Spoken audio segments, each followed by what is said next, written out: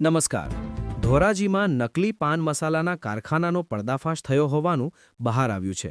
Branded પાન મસાલાના શોખીનો માટે લાલ બત્તી સમાન કિસ્સો સામે આવ્યો.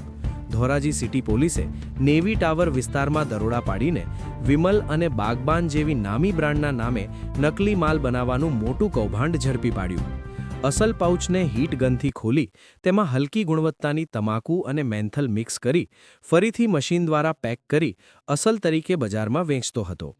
વિમલ અને બાગબાનના 230 નકલી પેકેટ, 30 કિલો હલકી ગુણવત્તાની છૂટક તમાકુ, ઇલેક્ટ્રિક ઝીપર પેકિંગ મશીન અને હીટ ગન, નકલી સિરિયલ નંબર ધરાવતા પેકિંગ રોલ અને મેન્થલ ફ્લેવર સહિત કુલ ₹52,590ની કિંમતનો મુદ્દામાલ જપ્ત કર્યો. ધોરાજી પોલીસે વિરુદ્ધ બીએનએસની કલમ 318(4) છેતરપિંડી અને કોપીરાઇટ એક્ટ હેઠળ ગુનો નોંધી તપાસ શરૂ કરી છે. સત્યતાની સાથે સ્પષ્ટ વાત. Mister Gujarat news.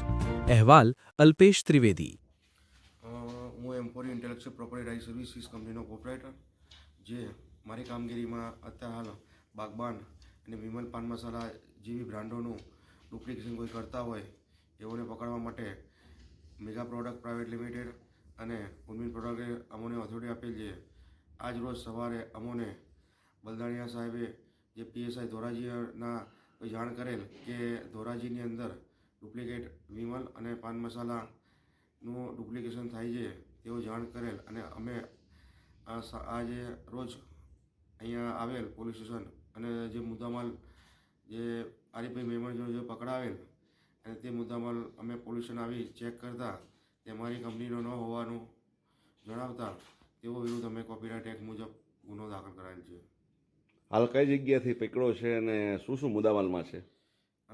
જે વિમલ પાન મસાલા તૈયાર છે, બાગબાનના રોલ છે, બાગબાનના 47 અને 138ના નાના પાઉચ છે, જે ખોલીને આ લોકો ફિટ જે હલકી હાલ જે છે ડુપ્લિકેટ કહી શકાય ખરું?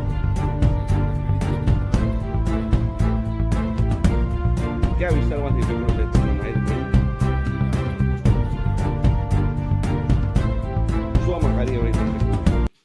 તેઓ વિરુદ્ધ કોપીરાઇટ એક્ટ મુજબ ગુનો દાખલ કર્યો છે. એટલે જે પીએસઆઈ સાહેબ છે સર્વેલન્સના, ત્યાંની ક્યાંથી રોલ લાયા અને જે બીજી તપાસ